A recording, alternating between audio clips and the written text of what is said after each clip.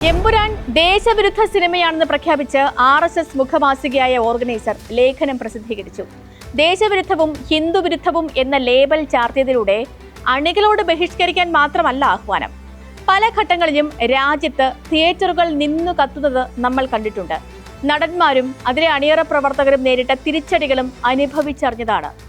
എമ്പുരാൻ സിനിമയ്ക്ക് പിന്നിൽ എത്ര ഉദാത്തമായ കലയുണ്ടെന്ന് പറഞ്ഞാലും ലാഭമാണ് ആത്യന്തിക ലക്ഷ്യം. കച്ചവട സിനിമയുടെ ഭാഗമായ ആളുകൾ തന്നെയാണ് നിർമ്മാണത്തിലും അഭിനയത്തിലുമുള്ളത്. കലാകാരൻ എന്ന നിലയിൽ മോഹൻലാലിന് സംവിധായകൻ പറഞ്ഞത് ചെയ്തു എന്ന് ന്യായീകരിക്കാം. പക്ഷേ നടനും നിർമ്മാതാവും കൂടിയായ സംവിധായകൻ പൃഥ്വിരാജിന് ആ ആനുകൂല്യം കിട്ടില്ല. തിരക്കഥാകൃത്ത് മുരളി ഗോപിക്കും കിട്ടില്ല.